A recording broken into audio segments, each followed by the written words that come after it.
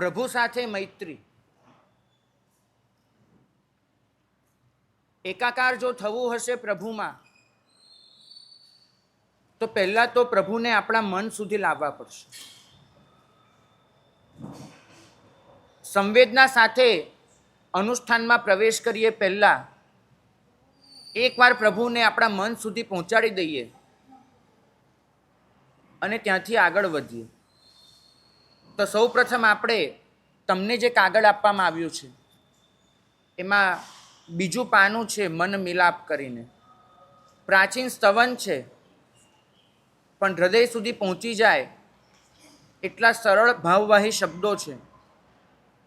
આપણે સૌ એમાં જોડાઈએ અને એક પ્રભુ ભક્તિનું આ પ્રાચીન સ્તવન ગાઈ અને પછી પ્રવેશ કરીએ.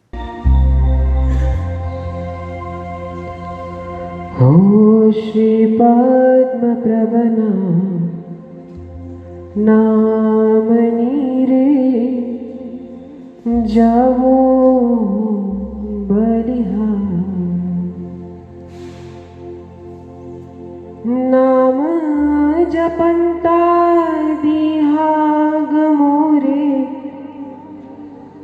भवभय भंजन हार रे मीले मन भीतर भगवान मीले मन भीतर भगवान.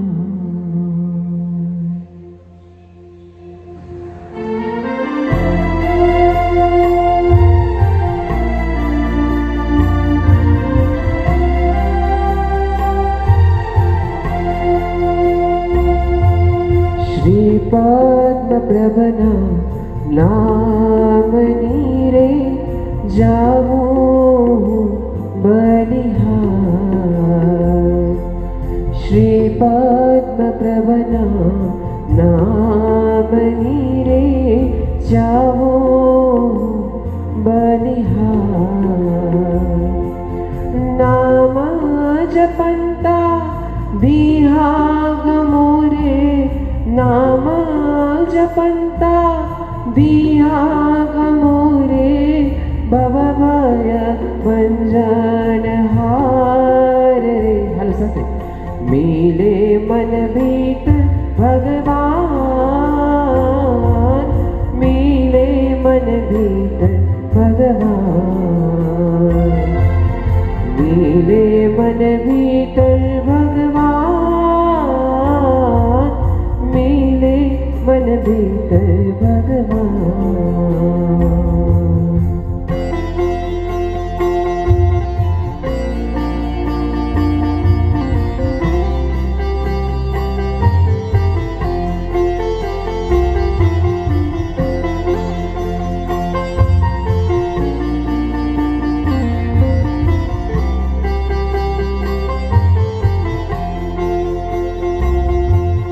नाम सुनंता मन उल्लसे रे लोचन विकसित होए. नाम सुनंता मन उल्लसे रे लोचन विकसित होए. रोमांचित हुए देहड़ी रे रोमांचित हुए देहड़ी रे जाने मिलियो सोय रे. साथे मिले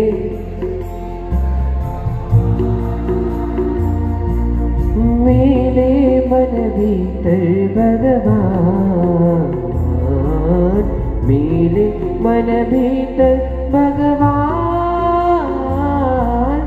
मिले मन भीतर भगवान.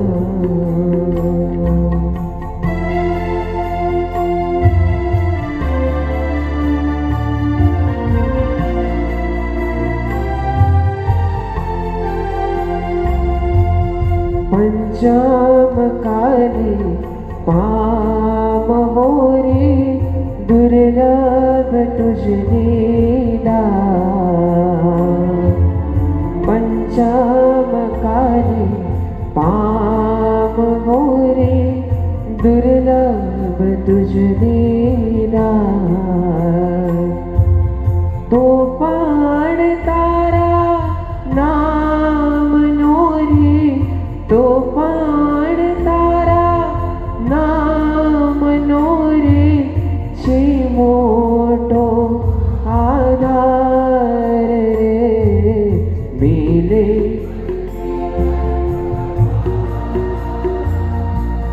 मिले मन भीतर भगवान, मिले मन भीतर भगवान, मिले मन भीतर भगवान।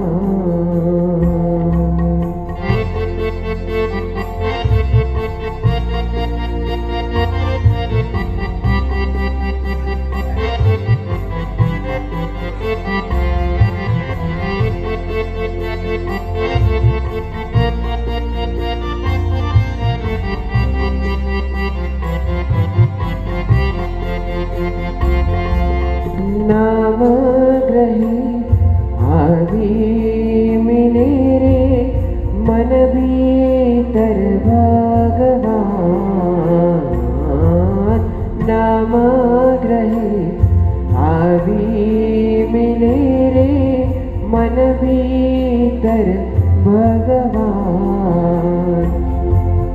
मंत्र बड़े जीव देव तारे, मंत्र बड़े जीव देव तारे, वालों की दो आवान रे साथे मिले मन भीतर।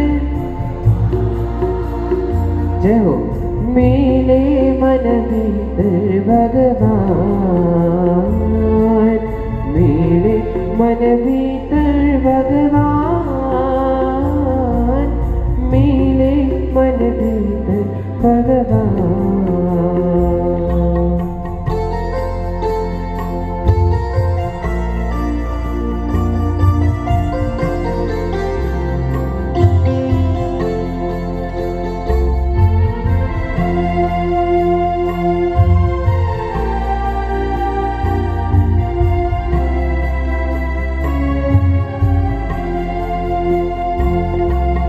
ध्यान पदस प्रभाव धीरे, चाख्यो अनुभव स्वाद।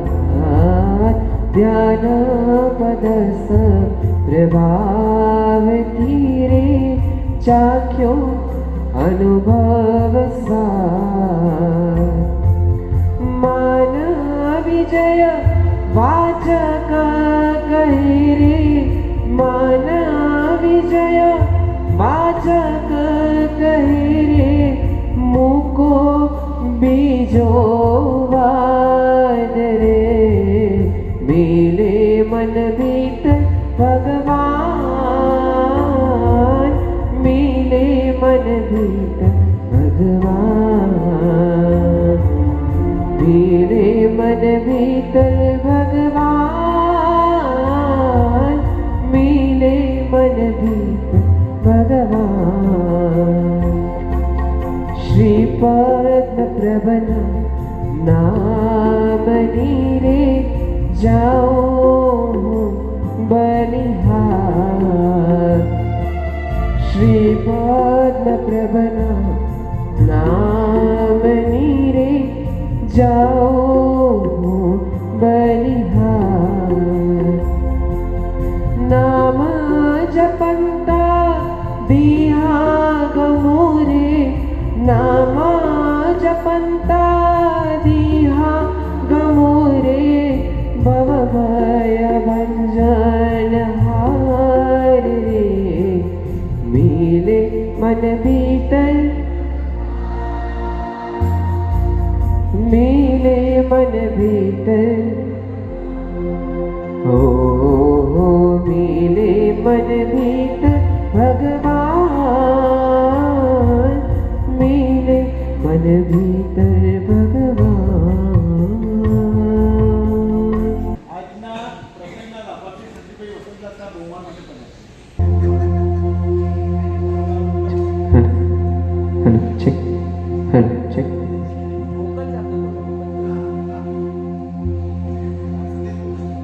એ છે અમ ભાગ્ય વિધાતા, એની ગૌરવશાળી ગાથા, પ્રણ લઈને ઊંચી રાખશું એની પરમ પવિત્ર પતાકા.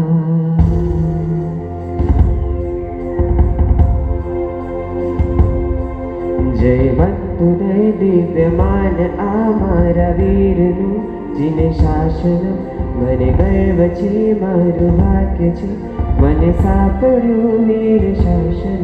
જયવંતુદય દિવ્યમાન આ મારા વીરનું, જીને શાસન.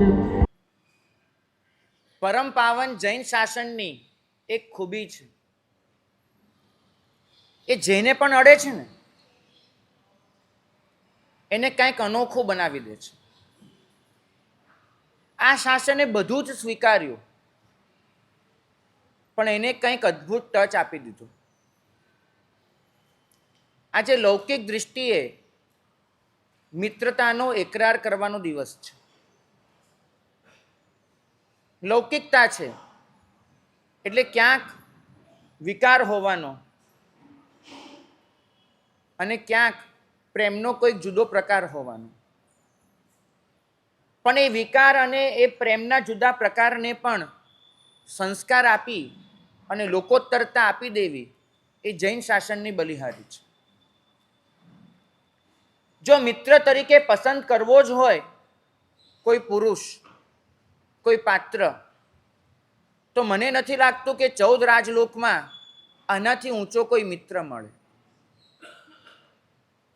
પ્રભુને આપણે માલિક તરીકે તો ખૂબ અનુભવ્યા, આજે મિત્ર તરીકે અનુભવી લેવા છે. માલિક તરીકે અનુભવીએ ને એમાં એક તકલીફ થઈ જાય છે. તમે જ્યારે કોઈકને પહાડની ટોચ પર બેસાડી દો ત્યારે તમે તો તળેટીમાં હો, મતલબ એનાથી વધુ ને વધુ દૂર હો.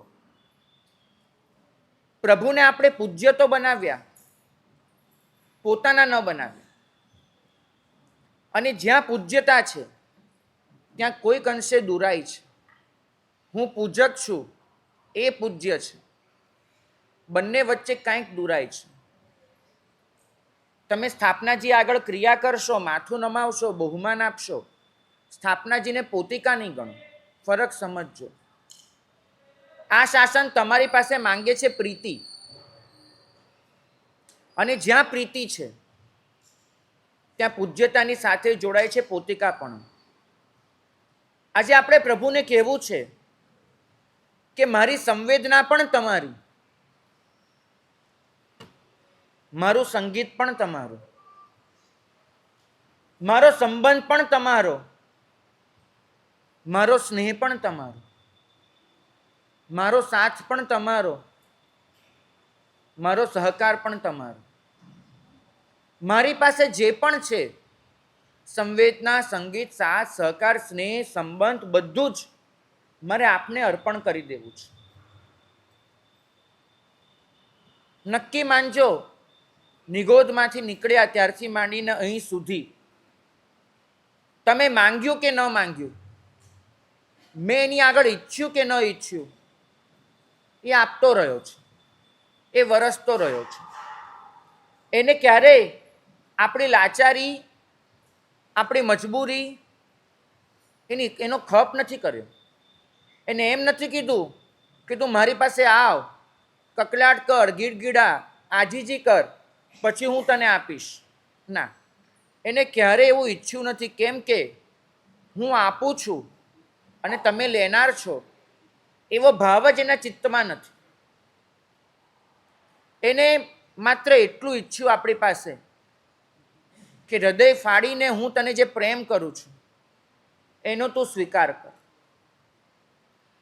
આજે પ્રભુને એ નથી પૂછવાનું કે પ્રભુ તમે મને મિત્ર ગણો છો કે નથી ગણતા, એ નથી પૂછવાનું.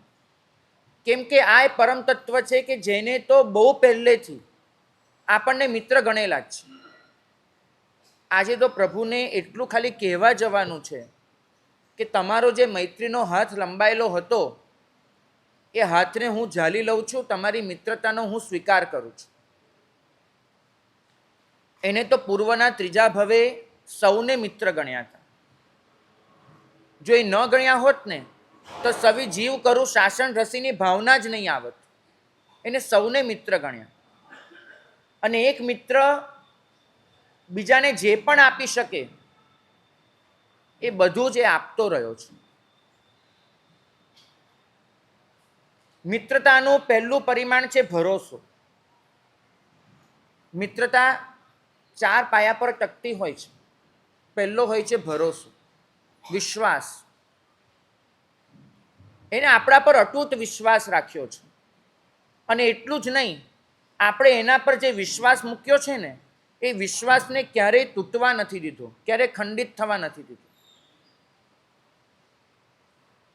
જ્યારે જ્યારે પણ આપણે તૂટ્યા છીએ એને આપણને ઝાલી લીધા છે, પકડી લીધા છે. કદાચ બનશે એવું કે મારા કર્મો એટલા આકરા હોય કે બચાવવા ચાહે તો પણ સંપૂર્ણ ન બચાવી શકે તો પણ હંમેશા મારા કર્મો અને મારી વચ્ચે આડો આવીને ઊભો રહ્યો છે. કદાચ મારી એટલી સમજણ નહોતી કે એના ઉપકારને હું સમજી શકું. કદાચ મારી એ પાત્રતા નહોતી કે એના પ્રેમને, એના ભરોસાને હું પરખી શકું. પણ એને છતાંય એ અપેક્ષા નથી રાખી કે હું એને પૂજું. ગઈકાલે જ અમે લોકો પાઠ કરતા હતા, એમાં આવ્યું કે તમે એનો સ્વીકાર કરો કે ન કરો, તમે એને દેવાધિદેવ તરીકે ઓળખો કે ન ઓળખો, એને તમારો પોતાના અનુયાયી તરીકે, પોતાના મિત્ર તરીકે સ્વીકાર કરી લીધો છે. મિત્રતાનો બીજો પાયો છે આદર. એને હંમેશા કરતો રહ્યો છે. એક વસ્તુ સમજાવજો, હાલી ખેડૂત, આ ઉદાહરણ ક્યારેય મગજમાં નહીં ઉતરે. જે વ્યક્તિને એમના માટે આટલો તિરસ્કાર છે, આટલો દ્વેષ ભાવ છે, ગૌતમ સ્વામીને એમના માટે મોકલે છે કે જા એને લઈ આવ. કેમ? એ હાલી ખેડૂત જ્યારે આવે છે, સમવસ્ત્રણમાં ઊભો રહે છે, પ્રભુને જુએ છે અને તીવ્ર દ્વેષ ભાવથી ઓઘો ત્યાં ફેંકીને ભાગી જાય છે. ગૌતમ સ્વામીએ પ્રભુને કહ્યું કે પ્રભુ, આપ જાણતા હતા કે આ જીવ આપનો આટલો તિરસ્કાર કરશે, અને તો પણ શા માટે? પ્રભુ એટલું જ કીધું કે મારે એને જે પમાડવું હતું મેં પમાડી દીધું. એને આ ભવચક્રની યાત્રામાં મારે એને જે બોધિ બીજ એના આત્મામાં નાખવા હતા, વાવવા હતા, એ કરી દીધું. જે એમનો તિરસ્કાર કરે એના માટે પણ આટલી ચિંતા કરે, આવું પરમ તત્વ બીજે ક્યાં જળવાનું? હાલિક એમને મિત્ર ગણ્યા કે ન ગણ્યા પ્રશ્ન છે જ નહીં. એમને હાલિકને પોતાનો મિત્ર ગણી લીધો છે. માટે કહું છું કે આજે પ્રભુને જ્યારે તમે અર્પણ કરવા જાઓ ને પુષ્પ, ત્યારે એમ ન કહેતા કે પ્રભુ તમે મારા મિત્ર છો કે નહીં, કે હું તમારો મિત્ર છું કે નહીં. એક જ કહેજો, સાહેબ આપે તો મિત્ર ગણી લીધો છે અનંત કાળથી, માત્ર આપની મિત્રતાનો હું સ્વીકાર કરવા આવ્યો છું. ત્રીજો પાયો છે મિત્રતાનો કાળજી. નાનામાં નાની વાત એમાં આપણી દરકાર એને કરી છે. આપણી દરેક વસ્તુ એનો ખ્યાલ એને કર્યો છે. આપણને હિંમત આપી, આપણને માર્ગદર્શન આપ્યું, આપણને ચાલવાની તાકાત પણ આપી, અને ચાલીને ક્યાંક ગભરાઈ ગયા તો આપણને સધિયારો પણ આપ્યો. એવી એક વસ્તુ દેખાડો કે જે તમને અરિહંત પાસેથી મળી ન હોય. ફરક એટલો છે કે દુનિયામાં જે થાય છે દેખી શકાય છે, આના દ્વારા જે થાય છે અનુભવી શકાય છે. દેખવાનું એટલું વધી ગયું છે કે અનુભવવાનું છૂટી ગયું છે. અને ચોથું, એને આપણને આપ્યો છે અનરાધાર પ્રેમ. એક એવો પ્રેમ કે જેની તુલના ન થઈ શકે, એક એવો પ્રેમ કે જેનું માપ ન નીકળી શકે, એક એવો પ્રેમ કે જેનું બયાન ન થઈ શકે, એક એવો પ્રેમ કે જે કોઈને સમજાવી પણ ન શકાય. માત્ર તમે એમાં ગરકાવ હો, બીજું કશું જ નહીં. તો મિત્રતાના આ ચારે પાયા જેની સાથે આપણે રચીને બેઠા છીએ, આજે એની મિત્રતાનો સ્વીકાર કરવાનો છે. સૌથી પહેલી લીધું છે આપણે વિરહ વ્યથા, વિયોગથી શરૂઆત કરવાની છે. આ સંસારમાં બહુ જ અઘરું છે કોઈની આગળ પોતાના પ્રેમનો ઇકરાર કરવો, બહુ જ અઘરું છે. મને ખબર છે દુન્યવી સ્તરે એક યુવાન કે એક યુવતી જ્યારે સામેવાળા પાત્રને જેને પોતે ખૂબ ચાહે છે એની આગળ પ્રેમનો ઇકરાર કરે અને પછી સામેવાળું પાત્ર એમ કહે કે મને વિચારવાનો થોડોક સમય આપો, એ જે દિવસો વીતે ને પછી એકરાર અને પછી સ્વીકાર, એક તરફથી એકરાર હોય અને બીજી તરફથી સ્વીકાર હોય, આ એકરારથી સ્વીકાર વચ્ચેના જે દિવસો વીતે ને એ દિવસો બહુ આકરા હોય. સતત એક ડર લાગે રિજેક્ટ થવાનું, સતત એક ડર લાગે કે પોતે જે વાત રજૂ કરી છે એનો ઇનકાર થવાનો, બહુ જ લાગે ડર. અને આ ડર છે એ ડર તમને અંદરથી સળગાવી મારે, તમે વેઠતા રહો, સળગતા રહો અને છતાંય ચિંતામાં રહો. પણ એ હિંમત તો ક્યારે કરવી જ પડતી હોય છે કે તમે ઇકરાર કરી દો. મને ખબર છે હંમેશા પ્રેમીજનોએ મિલન અને વિરહ બેમાંથી એકની પસંદગી કરવાની થઈ છે તો વિરહની વધારે પસંદગી કરી છે. આપણા મનમાં આ વસ્તુ નહીં ઉતરે, પણ સાચું કહું છું. ગુજરાતી સાહિત્ય જગતની બહુ જાણીતી કવિતા છે, મિલનમાં મજાશી મજા ઝૂરવામાં, મિલનમાં મજાશી મજા ઝૂરવામાં, બળીને શમાના પતંગો થવામાં. કારણ કે જ્યારે તમે કોઈકને મળી જાઓ છો ને પછી એક ચિંતા શરૂ થાય છે. મળ્યા હો 2 કલાક માટે અને 2 કલાકની પહેલી મિનિટથી એક ચિંતા શરૂ થાય, 2 કલાક તો હમણાં પૂરા થઈ જશે, પછી શું? એ વિરહ એ આપણને ડરાવી મારે. પણ જ્યારે વિરહમાં હો ને ત્યારે એક તાલાવેલી હોય, એક આનંદ હોય, એ મળશે એ મળશે એ મળશે. તો વિરહ એમાં મિલનની રાહ જોવાનો આનંદ હોય અને મિલનમાં વિરહ થઈ જશે એના ડરની તડપ હોય. ભાગ્યશાળી હંમેશા પ્રેમમાં ગળાડૂબ જે કવિઓ હોય છે, પછી એ પ્રભુનો પ્રેમ હોય કે પરમ તત્વનો પ્રેમ હોય કે ગુરુનો પ્રેમ હોય, હરેકે વિરહની મજા માણી છે. અને એવી જ રીતે એ વિરહની વ્યથા શબ્દ દુન્યવી રીતે વાપર્યો છે. માણસ ઘણી વખત પોતાની અંદર જે આનંદ હોય છે એને પણ વ્યથા રૂપે વ્યક્ત કરતો હોય છે. બાળક આમ તેમ ભાગદોડ કરતું હોય ને, કાલું ઘેલું બોલતું હોય, કંઈનું કંઈ કીધા કરતું હોય, માં એની સખી આગળ ફરિયાદ કરે, આ જોને એક સેકન્ડ પણ ચૂપ નથી બેસતો, માથું પકવી નાખે છે, ફરિયાદ કરે. વાસ્તવમાં છોકરો 2 કલાક બોલવાનું બંધ કરી દે ને તો માનો જીવ આકળ વિકળ થઈ જાય. એ પોતાનો આનંદ વ્યથા રૂપે વ્યક્ત કરતી હોય છે. એ જ રીતે કદાચ આ પદની આ સ્તવનની રચના થઈ છે. ભાગ્યશાળી દુનિયા એમ કહે છે કે જ્યારે તમે તમારી વેદનાનો એકરાર કરી દો ને ત્યારે તમે ખાલી થઈ જતા હો છો, એવું દુનિયા કહે છે. મને પોતાને એમ લાગે છે કે જ્યારે આપણે આપણી વેદનાનો એની આગળ એકરાર કરી દઈએ ને ત્યારે આપણે ખાલી નથી થતા, અંદરથી ભરાઈ જઈએ છીએ. ખાલી થવું દુન્યવી દૃષ્ટિએ હશે, આપણે ભરાતા હોઈએ છીએ. ક્ષણે ક્ષણે એ મારી સાથે છે, આ અહેસાસને ઘૂંટી લેવો છે. આ અહેસાસ તમને પ્રસન્નતાથી એવા સમૃદ્ધ બનાવી દેશે, તમને આનંદથી એવા તો છલકાવી દેશે કે તમારી કોઈ પણ ક્ષણ, હવે પછીની કોઈ પણ ક્ષણ એક કોઈ હતાશા કે નિરાશામાં નહીં વીતે.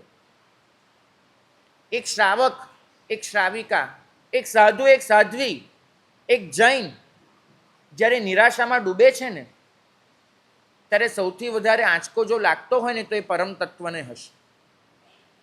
એને આપણને શું નથી આપ્યું, આ પ્રશ્નનો જવાબ જો તમે વિચારશો તમને કાંઈ જ નહીં જડે, બધું જ આપ્યું.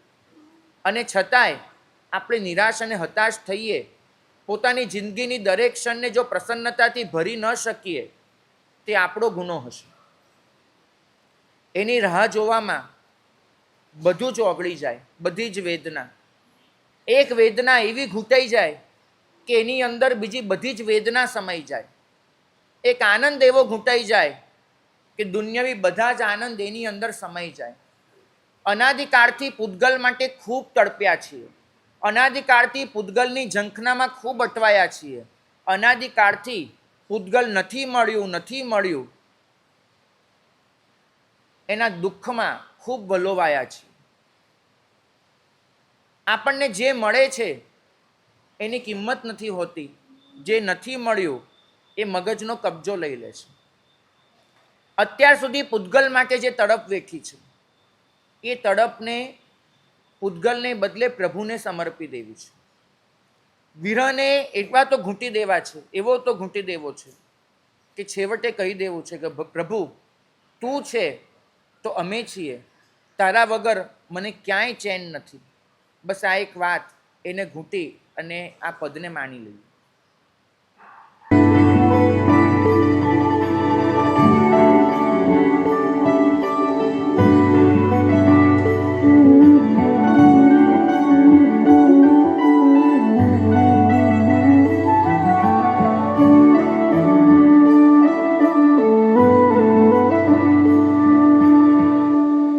હું તને સમજાવું છું, ના તો જવી ના ઠરતો. હું તને સમજાવું છું, ના તો જવી ના ઠરતો. તું શું જાણે પ્રીત મારી જો તારી, તું નાથને સાથ મારો. હું તને સમજાવું છું, ના તો જવી ના ઠરતો.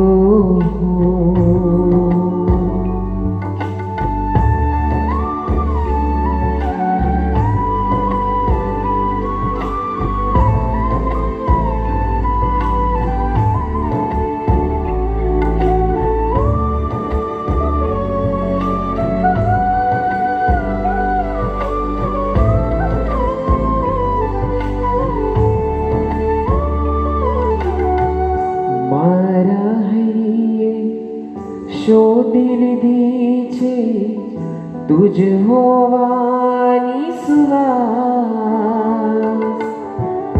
તું જો મારી સાથે રહે તો એ મારો અભિલાષ.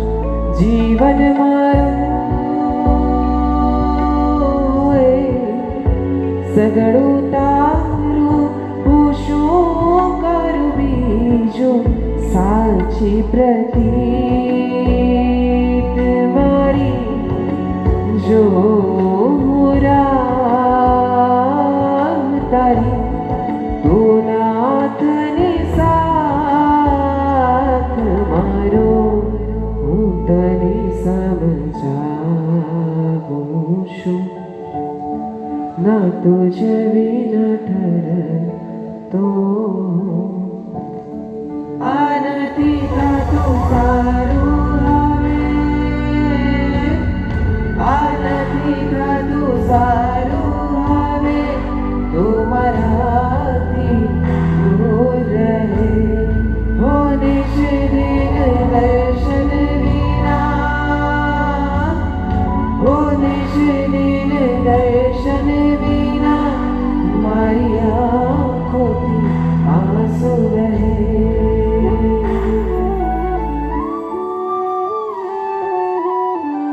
તારા વિના ક્યાં હું જાઉં, મારા હૈયાનો શ્વાસ.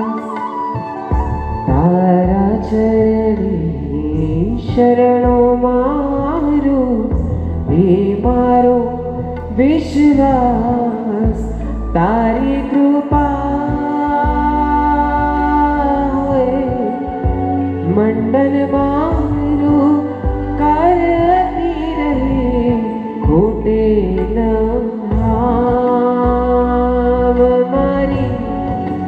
જો હું રાહ તારી તું નાથને સાથ મારો હું તને સમજાવું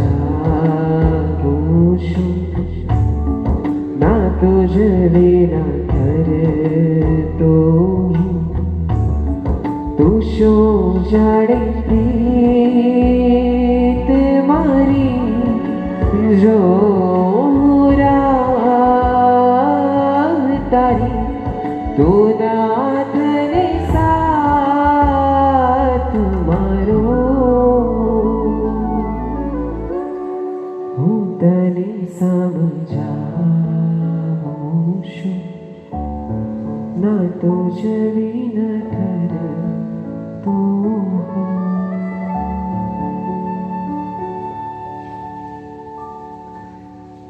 આ પદની એક વિશેષતા કહું ને તો સાહેબનું આ પહેલું પદ લખેલું, સૌથી પહેલું પદ સાહેબે લખેલું અને મારું સૌભાગ્ય કે આ ગાવાનો મને ચાન્સ મળ્યો હતો યુટ્યુબ પર આ સોંગ આ પદ ગાવાનું મને ચાન્સ મળ્યો અને સાહેબની રચના સૌ પ્રથમ રચના.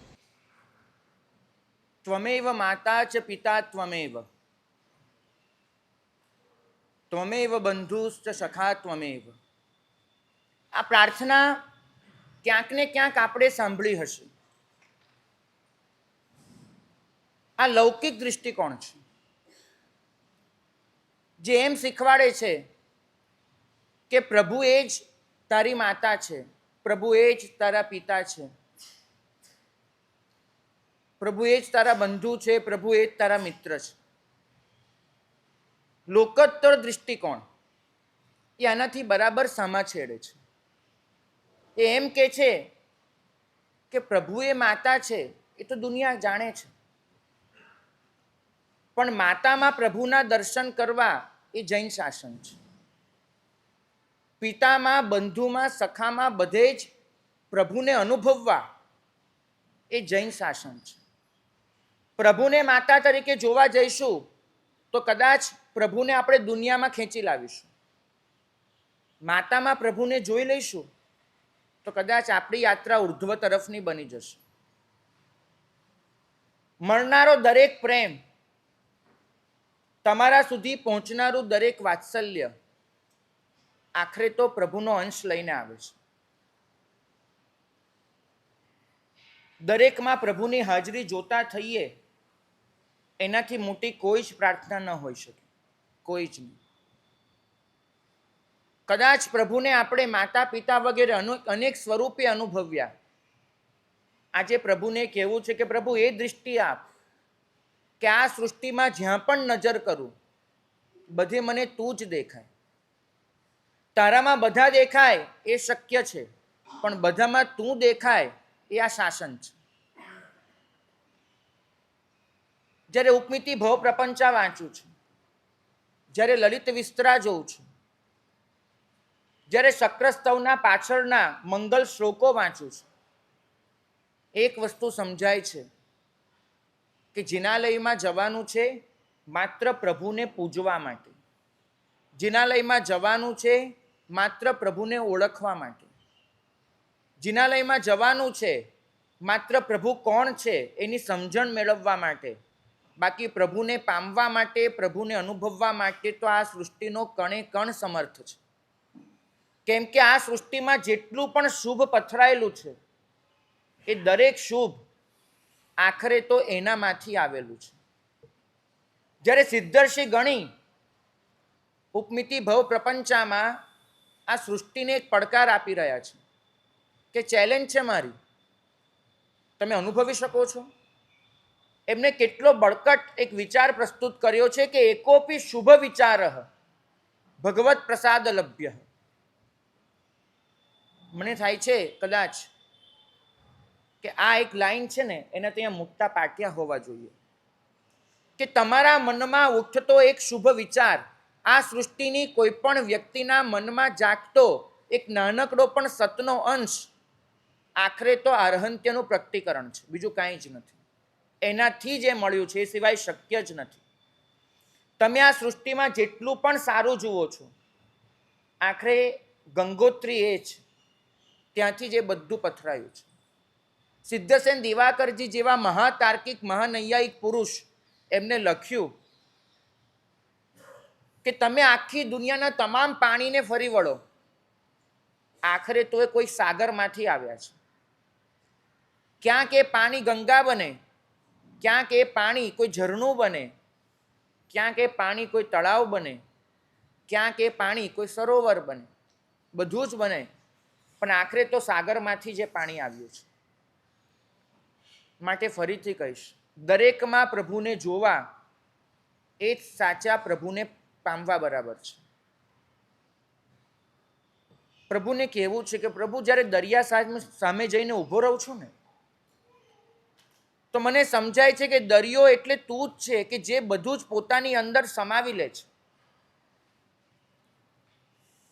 દરિયો ક્યારેય કશો જાકારો નથી આપતો, જે એની અંદર ગયું બધાને સમાવ્યું. પ્રભુ, તું મને દરિયામાં દેખાય છે. પ્રભુ, જ્યારે પહાડ આગળ જઉં છું, એક ઉત્તુંગ પહાડ મને એના જેવા જ વિશાળ અને ગૌરવાન્વિત બનવાની પ્રેરણા આપે છે. પ્રભુ, મારા અસ્તિત્વને તારા અસ્તિત્વ સાથે સરખાવું છું ને, તો જાણે પહાડ અને તળેટી એમાં જે અંતર છે એટલી તુચ્છતા મને મારામાં દેખાય છે, અને એ પહાડમાં મને તારા દર્શન થાય છે. પ્રભુ, નદીને વહેતી જોઉં છું, પોતાના પાણીથી જેને માનું ધાવણ હોય એ રીતે બધાને પુષ્ટ કરે છે.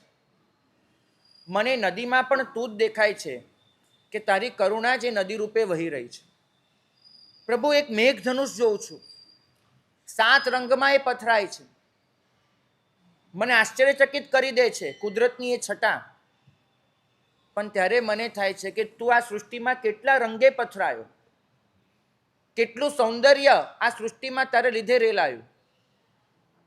પ્રભુ, એક બગીચામાં જાઉં, જાત જાતના ભાત ભાતના સુગંધી તાજા ખીલેલા ફૂલો જો, મને એવો અનુભવ થાય છે કે મારા સમગ્ર જીવનમાં તું પણ આ રીતે ખીલી રહ્યો છે, પ્રગટી રહ્યો છે. પ્રકૃતિનું દરેક તત્વ જો તમારા આંખ કાન ખુલ્લા હોય, તમારી અંદરની સંવેદના જાગતી હોય, તો તમને પરમ તત્વ સુધી લઈ જવા સમર્થ છે. મને ખબર છે, આપણે માંદા પડ્યા હોઈએ અને તમે માંદગીમાંથી ઉઠો અને તમને ખ્યાલ આવે કે આ ભાગ્યશાળી જે રોજે મારી સાથે બેસીને સામાયિક કરે છે, એને મારા માટે એવો લગાવ થઈ ગયો હતો કે હું માંદો પડ્યો તો હું સાજો થઈ જાઉં, મને તપનું બળ મળે. એના માટે એ ભાગ્યશાળીએ 3 આંબીલ કર્યા. ધારો કે તમે હોસ્પિટલથી પાછા આવો અને તમને એવું સાંભળવા મળે કે આંખની પણ ઓળખાણ વગર બસ ખાલી સાથે સામાયિક કરીએ છીએ, આટલી ઓળખાણ માત્ર, ન લોહીનો કોઈ સંબંધ છે, ન ધંધાકીય કોઈ વ્યવહાર છે, અને છતાં પણ એને 3 આંબીલ કર્યા. તમે એ ભાઈ માટે કઈ લાગણી અનુભવશો એ મારે કેવું છે, પૂછવું છે. તમે ગળગળા થઈ જશો, ગદગદ થઈ જશો. તમે એને જઈને આભાર માનશો કે તે મારા માટે 3 આંબીલ કર્યા, કોઈ પણ સંબંધ વગર, કોઈ પણ ઓળખાણ વગર. આજે અહીંયા આવો ને, પ્રભુને કહેજો કે પ્રભુ, તારે ને મારે કયો સંબંધ હતો, તારે મારી પાસેથી શું લેવાનું હતું, મારી અને તારી વચ્ચે કયા કયા અનુબંધ હતા, મને આજ સુધી નથી સમજાયું. પણ તે મારા માટે 3 આંબીલ નહીં, 3 માસ ખમણ નહીં, 1,00,000 વર્ષના માસક ક્ષમણ કર્યા. 1,00,000 વર્ષના.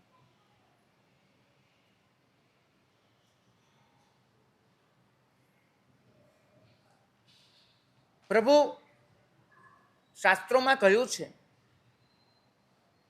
કે એક ક્ષણે પણ તારી પાસે તાકાત હતી કે તું ચાહે તો મોક્ષમાં જઈ શકે. પ્રભુના ચરિત્રો જ્યાં પણ લખાયા છે, દરેક જગ્યાએ લખ્યું છે કે પ્રભુએ પોતાની ઈચ્છાથી મોક્ષને આવતો અટકાવ્યો. એમને સરાગ સંયમ ધારણ કર્યો અને એ તપ કર્યું, માત્ર એક જ ઈચ્છા કે મારું તપ મોક્ષ માટે નહીં, પણ એ તાકાત માટે વપરાય કે જે તાકાતથી હું વધુમાં વધુ લોકોને આ શાસન પમાડું. દંદન ઋષિના ભવમાં એમના માટે મોક્ષે જવું બહુ સહેલું હતું. આપણા માટે શપક શ્રેણી માંડવી એ સ્વપ્નું હશે. પ્રભુએ પોતાની તાકાત શપક શ્રેણી ન મંડાઈ જાય એમાં વાપરીશ. સાધના એ સ્તરની હતી કે પોતે તો શું અનેક લોકો મોક્ષમાં જતા રહે, અને છતાંય પ્રભુએ પોતાની સાધના એ શક્તિના સંચયમાં વાપરી, પુણ્યના સંગ્રહમાં વાપરી. એ શક્તિ એ પુણ્ય પોતે હાંસલ કર્યું કે જેનાથી પોતાની ભાવના, સવિ જીવ કરું શાસન રસીની ભાવના, એને પોતે સફળ બનાવી શકે. પ્રભુને નંદન ઋષિના ભવમાં સમજાઈ ગયું હતું, ભાવના બહુ ઊંચી છે, શક્તિ અને પુણ્ય સીમિત છે, મારે એને નિસ્સીમ બનાવવા છે, સીમાતીત બનાવવા છે. અને પોતાના 1,00,000 વર્ષના માસક ક્ષમણ સ્વકલ્યાણમાં નહીં, પર કલ્યાણની શક્તિ સંચિત કરી શકે એમાં વાપરી નાખ્યા. 3 આંબીલ માટે જો ગળગળા થઈએ ને, 1,00,000 વર્ષના માસક ક્ષમણ માટે શું કહીશું? એમની એ કૃપા, એમની એ કરુણા, એના અધિકારી આપણે સૌ હતા. ચોક્કસ માનજો કે હું અને તમે અહીંયા બેઠા છીએ એમાં ક્યાંક એ માસક શમનનો પણ ફાળો છે. એના સિવાય આ શક્ય જ નહીં હોત. પ્રભુએ કેટલું તૈયાર રાખ્યું આપણા માટે. આપણે આ દુનિયામાં આવ્યા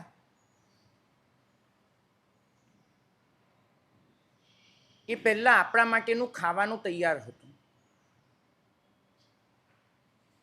આપણે આ સૃષ્ટિમાં આવ્યા એ પહેલા આપણે સૂઈ શકીએ ખોડો તૈયાર હતો. આપણે અહીંયા આવ્યા એ પહેલા જ આપણે જ્યાં ચેન અને સુકૂન અનુભવી શકીએ એવો માનો પાલવ તૈયાર હતો. તમને આશ્ચર્ય નથી થતું આ કુદરતની ગોઠવણ પર? પૂજ્ય કલાપુરના સુરી મહારાજ કહેતા હતા કે માત્ર આ સૃષ્ટિની ગોઠવણ માટેનું વિસ્મય પણ અનુભવી શકો ને તો આ પરમ તત્વની કરુણાને સમજી શકશો. તમારા આવતા પહેલા ખોડો તૈયાર હતો, તમારા આવતા પહેલા ખભો પણ તૈયાર હતો કે તમે ક્યારે પણ જો થાકી જાઓ, હારી જાઓ તો જે ખભાનો ટેકો લઈને તમે ઊભા થઈ શકો. ખોડો તૈયાર છે, ખભો તૈયાર છે. ભાગ્યશાળી પ્રભુએ પરમ તત્વે આપણા આવતા પહેલા આપણી ગોઠવણ કરવામાં શું બાકી રાખ્યું હતું? મને ખબર છે આ ધર્મમાં શું ખરાબ છે. જો એ શોધવા જઈશું ને તો આપણને બહુ બધું જડી જવાનું છે. કોઈ આપણને પૂછે કે આ ધર્મમાં શું બદલવા જેવું છે, ઘણી બધી વસ્તુ આપણને જડવાની છે. આજના યુવાન હવે ઊભા થઈ જ નથી શકવાના. વિચાર કરજો કે આ સ્થિતિ આપણી હોય તો કદાચ આપણી અંદર કેટલો કકડાટ, કેટલો આક્રોશ, કેટલી ફરિયાદો ભરાઈ જાય. એ સાધુ ભગવંતના ચહેરા પર નકરી પ્રસન્નતા, બીજું કાંઈ જ નહીં. મેં તો ક્યારે એમના દર્શન નથી કર્યા, પણ જે શ્રાવક એમના દર્શન કરીને આવ્યા એમને મેં પૂછ્યું કે તમે સાધુ ભગવાન સાથે વાત કરી? તો કે હા, કેમ કે આ અંગ બધું જ ચાલુ છે, ગળાની ઉપરનું બધું જ ચાલુ. સાંભળી શકે છે, બોલી શકે છે, જોઈ શકે છે, વાંચી શકે છે, સમજી શકે છે, બધું જ ચાલુ છે. ગળાની નીચેનું બધું જ બંધ છે જિંદગીભર માટે. આ પરાધીનતાની વચ્ચે પણ પ્રસન્નતા. પૂછ્યું સાહેબ આટલી પ્રસન્નતા? ન માલુમ 18 વર્ષે શું સમજાઈ ગયું હશે એમને. એ ભગવંતે એક જ જવાબ આપ્યો કે એના ખોળામાં છું, બસ એનો આનંદ છે. આટલી ભયંકર વેદના વચ્ચે પણ, આટલી પરાધીનતા વચ્ચે પણ અનુભવ કરવો કે એના ખોળામાં છું, માટે પ્રસન્ન છું. કદાચ એ અનુભવ આપણે પણ કરી લેવો છે. એક ક્ષણ માટે આપણા જીવનની ફરિયાદોને ઓગાળી દેવી છે, ભૂલી જવું છે, અને માત્ર એક જ ભાવનામાં ઘૂંટાઈ જવું છે કે તારો ઉપકાર અનંત છે, તારી કરુણા અનંત છે, અને હું એનો સ્વીકાર કરું છું. મારો તમામ અહંભાવ છોડી દઈ અને તારા શરણે આવી રહ્યો છું.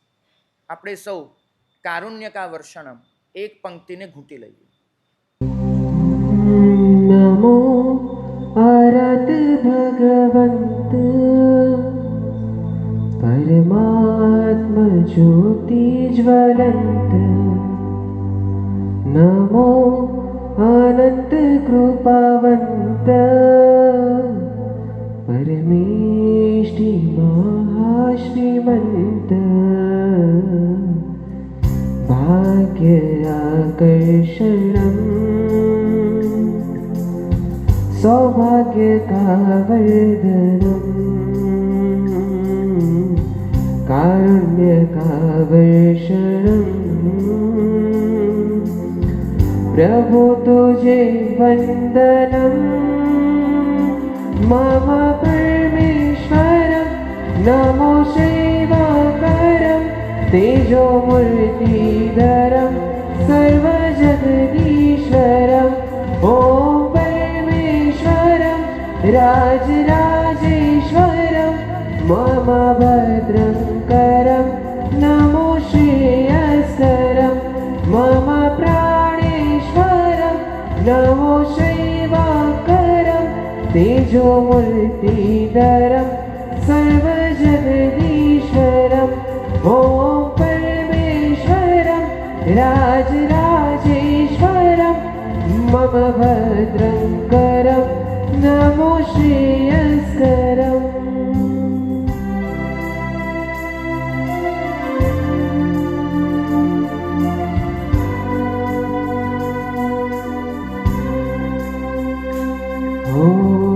नमो ज्ञानमहं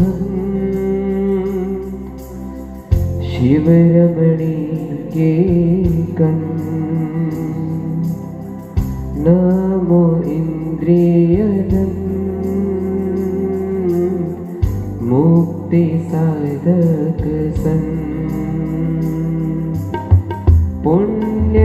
पुण्यकापोषणम् पापो का शोषणम् कारुण्य का वर्षणम् गुरो तुझे वंदनम् सात्विकं दैवतं तात्विकं जीवितं करणं कारणं तरणं तारणम् ॐ राजराजेश्वरं मम भद्रं करं नमो श्रेयस्करम्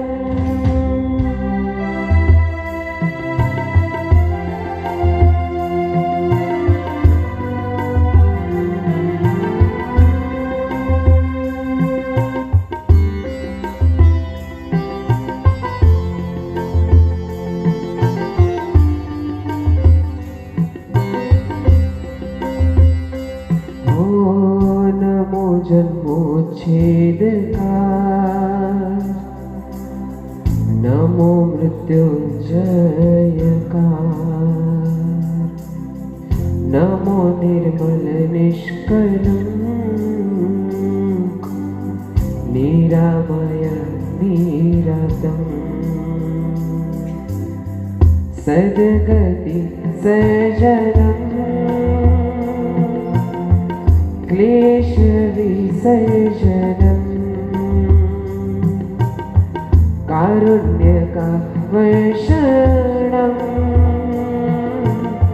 धर्म तुझे वंदनम् नमो विश्वेश्वरं कल्याणं करम् अजेयम् अच्युतम् अव्ययं वैभवम् ॐ राजराजेश्वरं मम भद्रं करं नमो श्रेयस्करं नमो अरत भगवन्त परमात्म ज्योति ज्वलन्त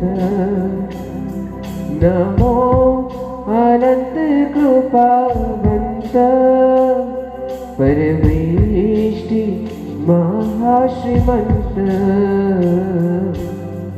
भाग्य आकर्षणम्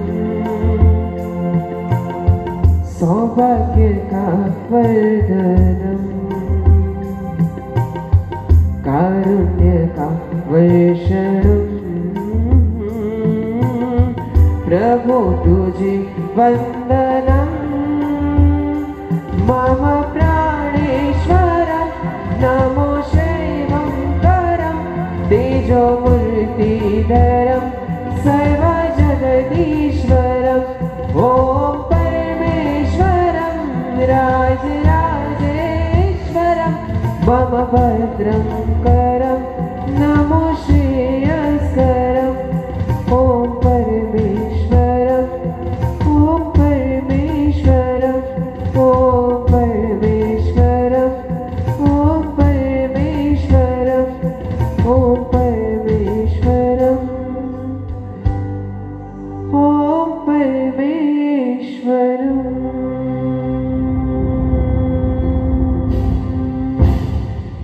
કૃષ્ણના જીવનમાં એક વખત એમને પ્રશ્ન પૂછાયો હતો કે 16,000 રાણીઓ છે, દરેકને પોતિકાપણું કઈ રીતે અનુભવી શકાય છે? દરેકને પોતિકાપણું કઈ રીતે લગાડી શકો છો? જીવનમાં કોઈ માણસ 1, 2, 5 જણને એમ લગાડી શકે કે હું તારો છું. 16,000ને ફિલિંગ આપવી કે હું તારો છું, આ કઈ રીતે શક્ય છે? કૃષ્ણના ચરિત્રમાં લખાયું છે, કૃષ્ણનો એક જ લીટીનો જવાબ: દરેકને પોતિકાપણું એટલે લગાડી શકું છું, દરેકને કૃષ્ણ મારા છે એવું એટલે ફીલ કરાવી શકું છું કેમ કે મારા પ્રેમમાં કોઈ શરત નથી હોતી, મારા પ્રેમમાં કોઈ અપેક્ષા નથી હોતી. જ્યાં આગળ એક નિર્મળ પ્રેમની સરવાણી વહે છે ને, ત્યાં આગળ આપોઆપ એક પોતિકાપણું રચાતું હોય છે.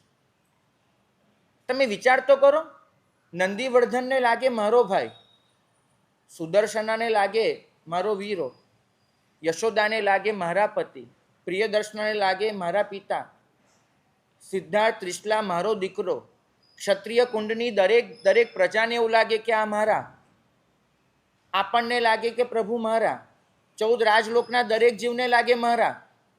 માનો કે આ પ્રશ્ન પ્રભુને પૂછાયો હોય તો પ્રભુનો જવાબ જુદો હોય આનાથી કશું? પ્રભુએ જે પણ કર્યું, જે પણ, એમાં ક્યારે એમને અપેક્ષા ન રાખી, ક્યાંય શરત નહોતી. 14 રાજલોકના તમામ જીવોને કલ્યાણક વખતે સુખ પહોંચાડવું, એમાં એમનો કયો સંબંધ, કઈ અપેક્ષા, કઈ શરત? અને છતાંય વગર શરતે એ બધાને જ પોતિકાપણું લગાડી શક્યા, બધાની વચ્ચે પોતાના પ્રેમને વહેંચી શક્યા. નક્કી માનજો કે તમારા મનને ખુશ કરે એવા મિત્રો તો ઘણા મળી જશે, ઘણા, પણ તમારા મનને જ સમાપ્ત કરી નાખે એવો એકમાત્ર આ મિત્ર છે, એ સિવાય નહીં મળે. જે પણ આવશે ને મિત્ર, એ તમારા મનને બહેલાવી શકશે, તમને ખુશ કરી શકશે, એ કંઈક એવું આપી શકશે તમને કે તમને જે જોઈએ છે, પણ તમારા મનને જ સમાપ્ત કરી દે. જોઈએ છે, ન જોઈએ છે એ ભાવનાને જ મટાવી દે, ઈચ્છા જ પૂરી કરી નાખે એવો મિત્ર તો આ એકમાત્ર છે, બીજો કોઈ જ નથી. પ્રભુની માટે સંબોધનો બદલાયા, પોતિકાપણું દરેક જણનું એક સરખું રહ્યું. આ સૃષ્ટિની સૌથી પહેલી ક્ષપક શ્રેણી એ પણ નકરા આનંદની હતી, વૈરાગ્યની નહોતી. ખાસ માર્ક કરજો, પહેલો જીવ જે મોક્ષે ગયો છે એ માત્ર ને માત્ર પ્રભુના પ્રેમમાં ગરકાવ થઈને ગયો છે. શાસ્ત્રો ભલે એવું અર્થઘટન મધ્યકાળમાં કરતા કે મરુદેવા માતાએ પ્રભુને જોયા અને લાગ્યું કે આ અનિત્ય ભાવના જાગી કે આખરે તો દીકરો પારકો જ રહ્યો, મારું કોઈ છે જ નહીં, અને અનિત્ય ભાવનામાં ક્ષપક શ્રેણી મંડાઈ ગઈ. આ બધી કવિની કલ્પનાઓ છે.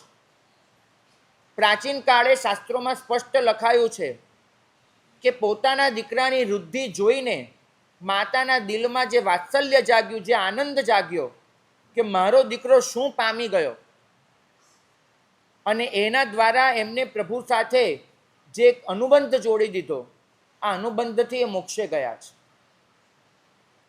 ભાગ્યશાળી મરુદેવા માતાની નજર સમવસ્ત્રણ પર હતી એ કદાચ સ્થૂળ દૃષ્ટિ છે. એ સમવસ્ત્રણની વચ્ચે, આટલી સમૃદ્ધિની વચ્ચે પણ પ્રભુના ચહેરા પર એક આનંદમય નિર્લેપતા હતી. ઘણીવાર નિર્લેપ જીવો એવા હોય કે આમ જળ બની ગયા હોય, એમના જીવનમાં તમને આનંદ ન જડે, પણ પ્રભુના ચહેરા પર આ બધાની વચ્ચે જે આનંદમય નિર્લેપતા હતી, માતાને થયું કે પામવાનું તો આ છે. એ આનંદમય નિર્લેપતાનું દર્શન કરતા એને ઘૂંટે ઘૂંટતા એ અંદર આવી ગઈ અને ક્ષપક શ્રેણી મંડાઈ ગઈ. આ છે પ્રભુના પ્રેમની દિવ્યતા. એમના મિત્રતાની આ પરાકાષ્ઠા છે કે જે પોતાની અંદર છે એ પ્રચંડ પ્રેમ એ તમારી અંદર આરોપી દે છે. પોતે જેને ચાહે છે સકલ સૃષ્ટિને, એ સકલ સૃષ્ટિને તમારી પણ મિત્ર બનાવી દે છે. પોતે જે દરેક ક્ષણમાં પ્રસન્નતામાં જીવી રહ્યા છે એ તમારી દરેક ક્ષણને પ્રસન્નતાથી મઢી દે છે. આજે લૌકિક પર્વ છે, મેં પહેલા કહ્યું તેમ, પણ આપણે એને લોકોત્તર બનાવી દેવું છે. દુનિયામાં આજે ઘણી જગ્યાએ મિત્રતાનો એકરાર થશે. એ મિત્રતામાં ક્યાંક સંસ્કાર હશે, ક્યાંક વિકાર હશે, ક્યાંક જુદી જાતનો કોઈ પ્રકાર હશે, પણ પ્રભુ સાથે એવી મૈત્રી જોડવી છે, કેમ કે આ એક એવી મૈત્રી છે જે અનંતકાળથી હતી અને અનંતકાળ સુધી રહેવાની છે. આ મૈત્રી તો સિદ્ધિ ગતિમાં ગયે પણ પૂરી નહીં થાય, એ રહેવાની જ છે. જો તમે જ્યોત સમાય, છેલ્લે એક જ વસ્તુ બનવાની છે કે તમે સ્વયં એના ભાગ બની જવાના છે. જે દુરાઈ થોડી પણ છે આપણી વચ્ચે, એ દુરાઈ સંપૂર્ણ હટી જવાની છે અને તમે એમાં સમાઈ જવાના છો. ભાગ્યશાળી આજે એ મિત્રને આપણા હૃદયની ભાવના વ્યક્ત કરતો કાગળ લખવાનો છે. ઘરેથી કાગળ પેન લઈને આવ્યા હશો, ન લાવ્યા હો તો બહાર સગવડ રાખવામાં આવી છે. આજુબાજુવાળા પાસેથી ઉછીનું પણ લઈ શકાય છે. શાલીભદ્રે આખરે જે ખીર ઓરાવી એ પણ ઉછીની જ હતી ને. હા, એ ક્યાં પોતાની હતી? ઉછીની ખીર હતી. કોઈકનું લીધું અને આપ્યું. ત્યાં આપણે એમ નથી કહેતા મુસાભાઈના વાને પાણી, એવું નથી હોતું. કોઈકનું ઉછીનું લીધું અને આપ્યું, અને છતાં પણ જેનું લીધું એમનું પણ કલ્યાણ, જેને આપ્યું એનું પણ કલ્યાણ, આપનારનું પણ કલ્યાણ. તમને ખબર છે ને કે શાલીભદ્રને ત્યાં કેટલી પેટી ઉતરતી હતી? 99. 99માંથી શાલીભદ્ર કેટલી પેટી વાપરતા હતા? 3 શાલીભદ્ર વાપરતા હતા, બરાબર. બાકીની 96 પેટી કોણ વાપરતું હતું? એમની 32 શ્રાવિકાઓ એ 96 પેટી વાપરતા હતા. એક પેટીમાં દિવ્ય ભોજન, એક પેટીમાં દિવ્ય વસ્ત્ર અને બીજા ભોગ શોકની સામગ્રીને એક પેટીમાં દિવ્ય અલંકાર વગેરે. દરેક પત્નીને 3 પેટી મળે. હવે પત્નીઓ તો ખીર વહોરાવા ગઈ નથી, એમને તો આપી નથી ને, આપી દીધો ખીર શાલીભદ્રે. એ 32 પત્નીનું કયું પુણ્ય કે જેના પરિણામે એમને આ રોજની 3 પેટી ભોગવવા મળે. સ્વર્ગમાં ગયા તો શાલીભદ્રના પિતા, સસરાને દીકરા પર તો ભાવ જાગે, પુત્ર વધુ પર બી આટલો ભાવ જાગ્યો અને મોકલે. આ કઈ રીતે બન્યું? કારણ એટલું જ છે કે પેલી જે ખીર રાંધી હતી ને, એ ખીરના ચોખા, ખીરની ખાંડ, ખીરનું સાકર, ખીરમાં આવેલું કેસર, ખીરનું દૂધ, આ બધું જે ભેગું થયું હતું, પેલી મા માગી ભીખીને જે લાવી હતી, એ 32 ઘરની હતી.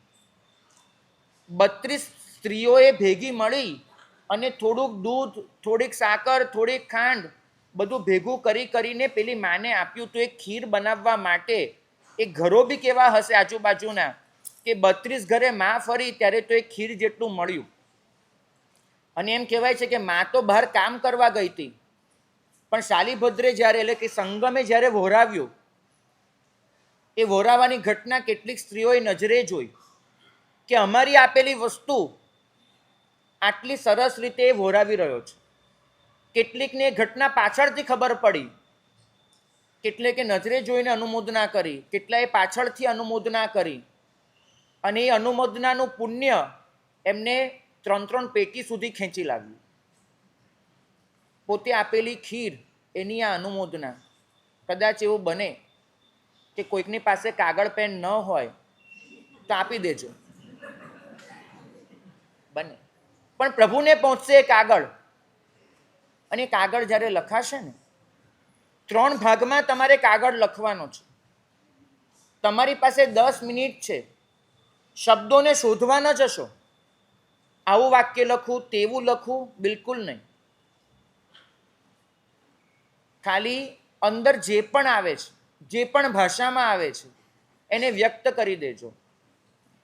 અમારે ત્યાં કોઈ આચાર્ય ભગવંતને કાગળ લખવું હોય ને તો પહેલાં 2 મિનિટ તમારે વિચારવું પડે. પરમ પૂજ્ય ધર્મ ધુરંધર ફલાણા ફલાણા બહુ લાંબુ એક આખું સ્ટેટમેન્ટ આવે, પછી નામ આવે. બરાબર. પ્રભુને લખવો હોય ને તો કોઈ ચિંતા નહીં કરવાની. તમે ખાલી એટલું લખી દો ને, મારા વાલા, તે પણ એ સમજી જશે. બીજું કાંઈ જ લખવાની જરૂર નથી. મારા પ્રભુ, મારા વાલા, બસ એટલું ઘણું થઈ ગયું.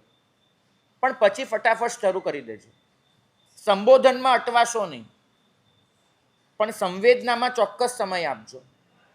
પહેલી સંવેદના તમે વ્યક્ત કરજો એના પરની શ્રદ્ધા.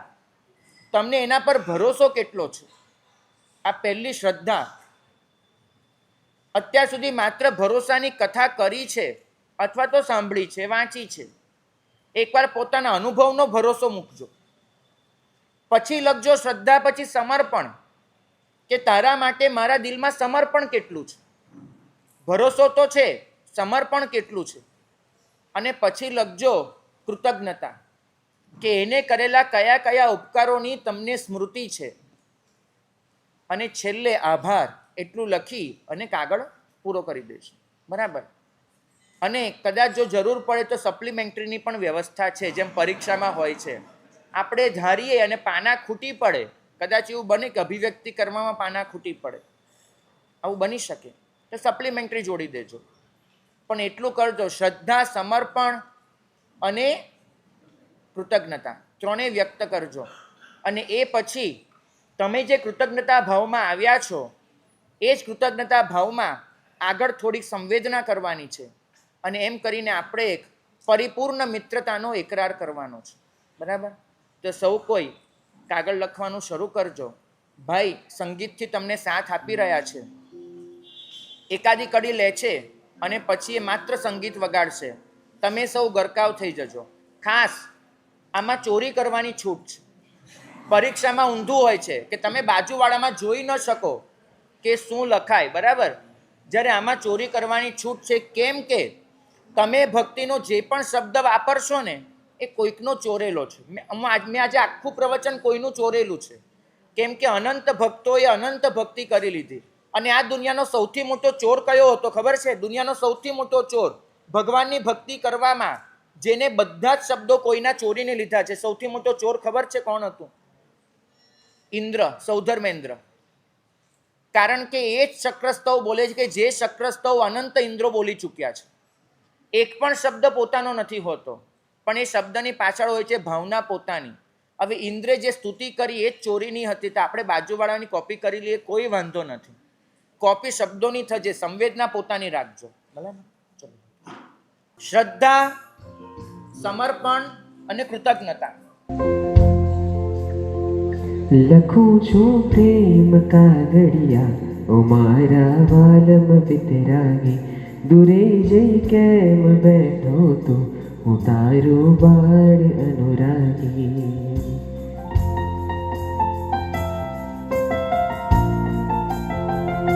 લખું છું પ્રેમ કાગળિયા, ઓ મારા વાલમ વિતરાગી, દૂરે જઈ કેમ બેઠો તો હું તારો બાળ અનુરાગી.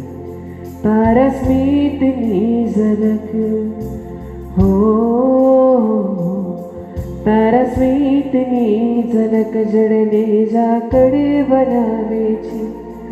પ્રભુજી તમારો પ્રેમ મને કાગળ લખાવે છે.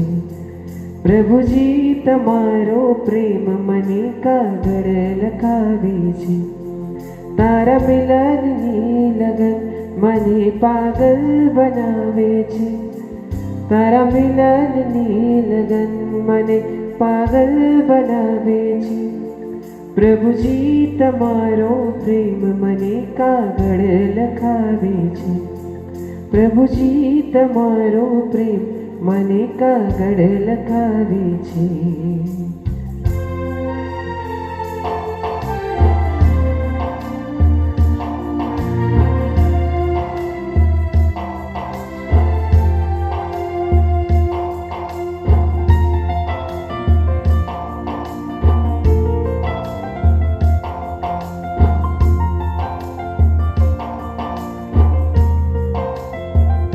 નથી ગમતું તારા વિના, મને આવે છે તારી યાદ.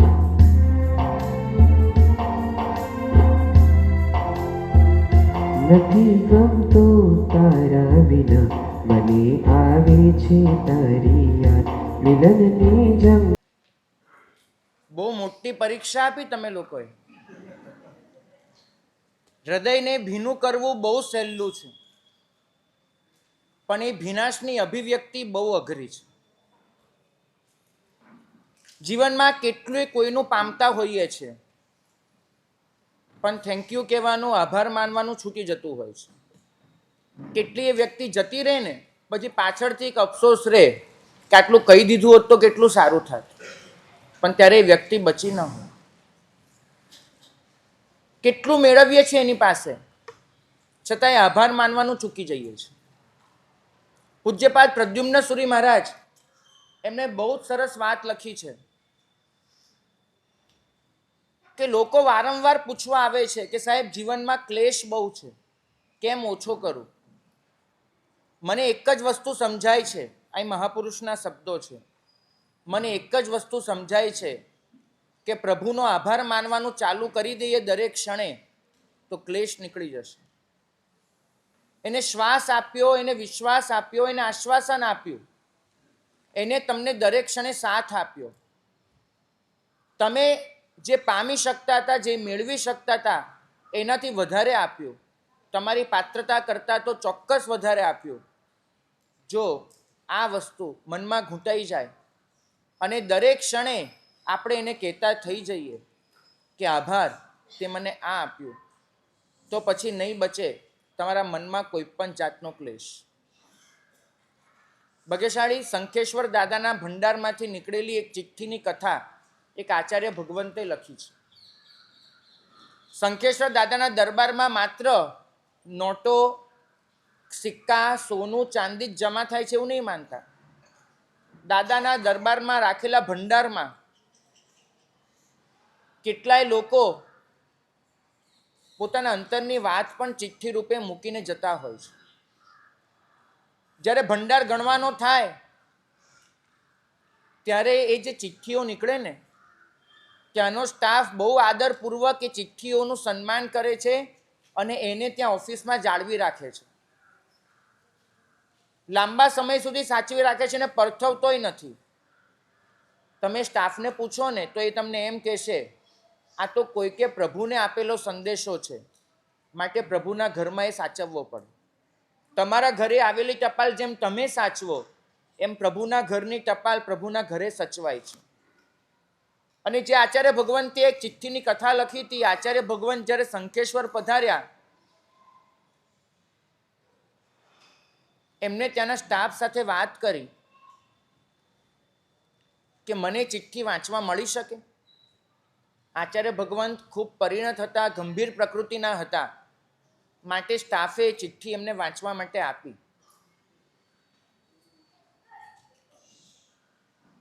આચાર્ય ભગવંતે કીધું કે ચિઠ્ઠી વાંચતા વાંચતા એટલો પલળ્યો છું અને કદાચ ઘણું બધું પામ્યો છું.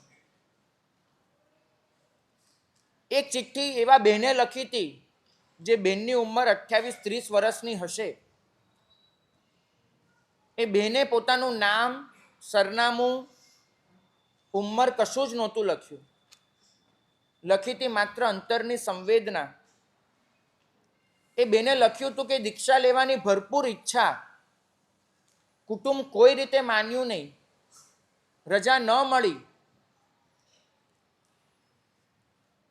જાતે નીકળી જવાય એવું સત્વ નહોતું.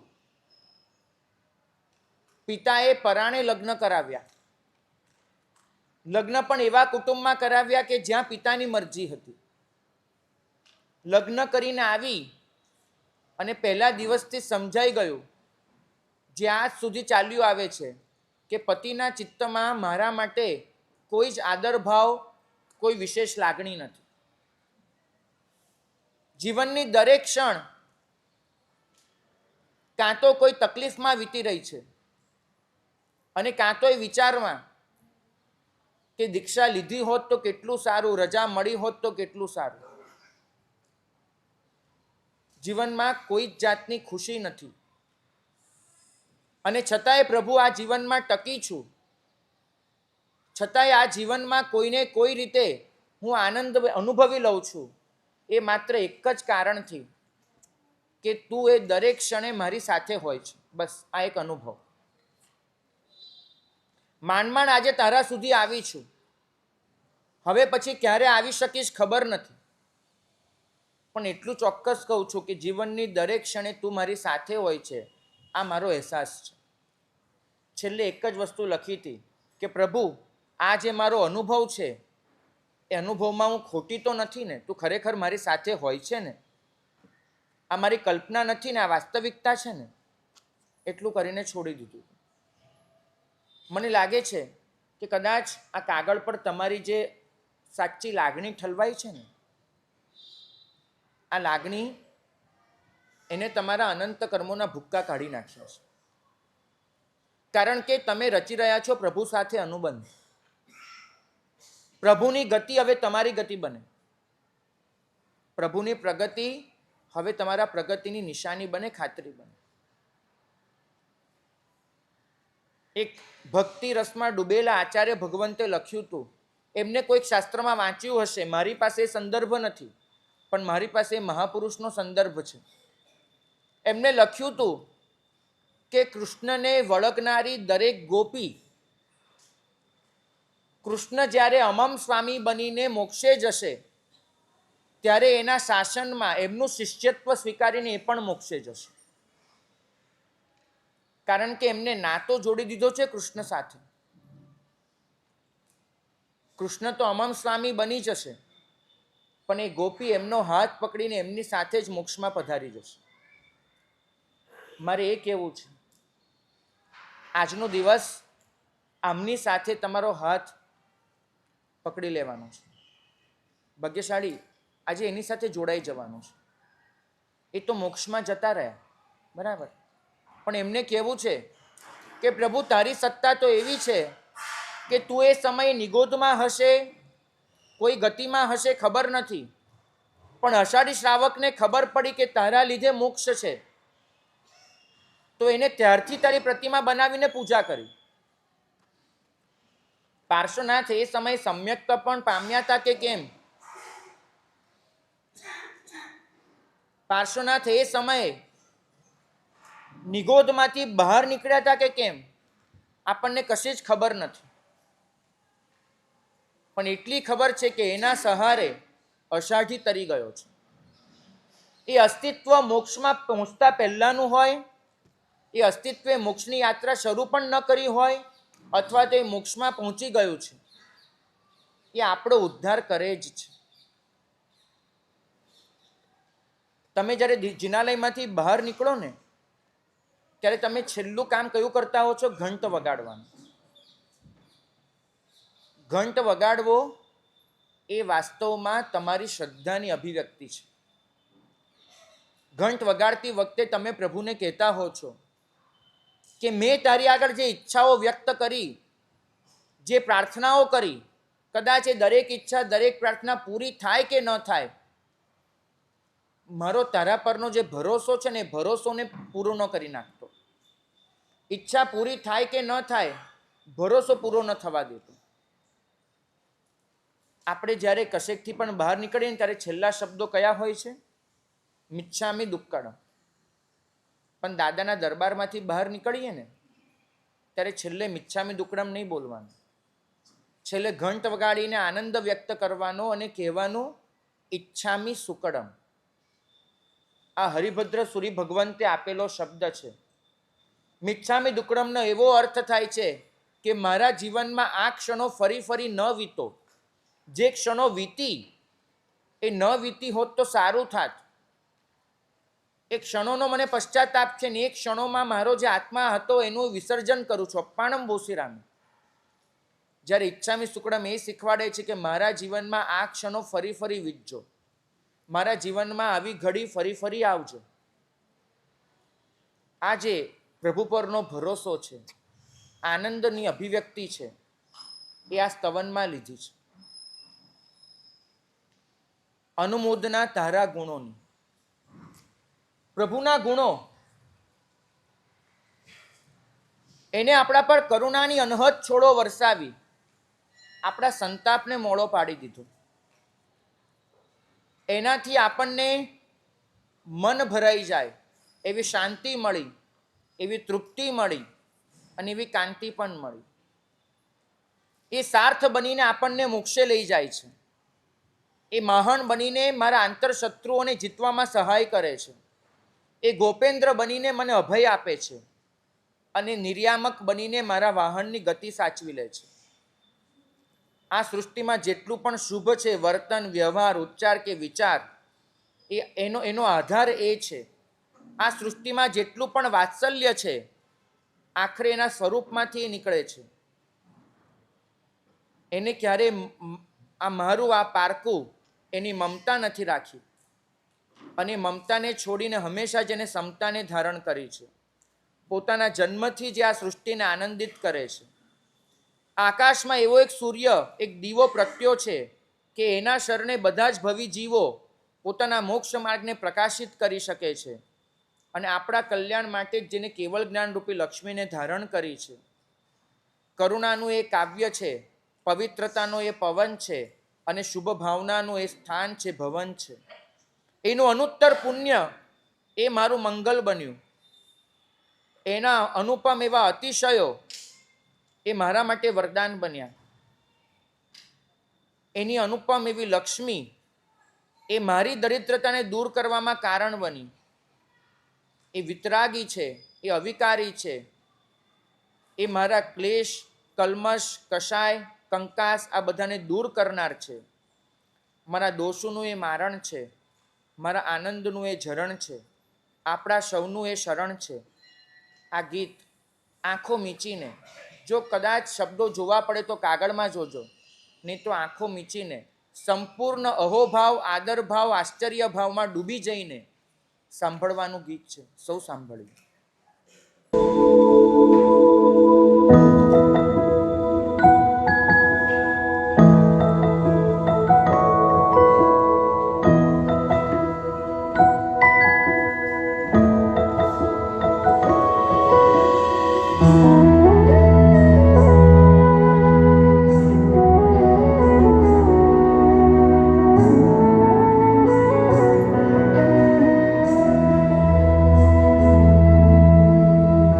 કારુણ્યની વર્ષે અનહદ છોડો, સંતાપ સહોનો પાડ્યો તે મોડો.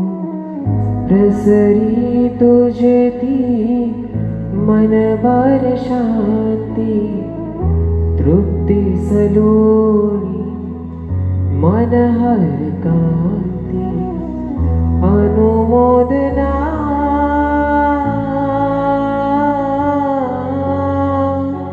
તારા ગુણોની.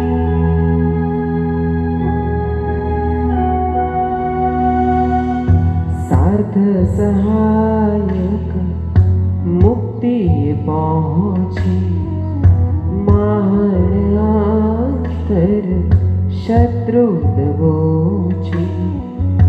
ગોપેન્દ્ર જીવોને અભય પ્રદાન, નિર્યામક તે સાચવ્યું સુકાન.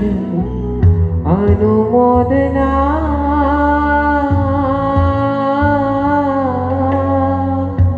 તારા ગુણોની. અનુમોદના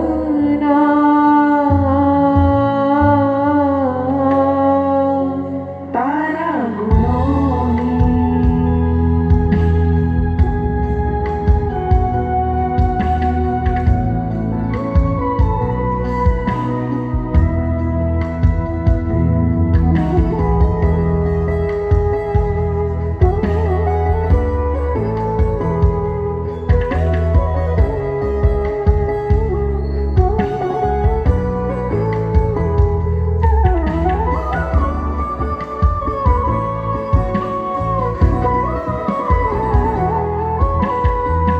શુભ વર્તન, શુભ વ્યવહાર, ઉચ્ચારણ, શુભ વિચાર, निखिल जगति सकल शोभने प्रसिद्धि तुझ थकी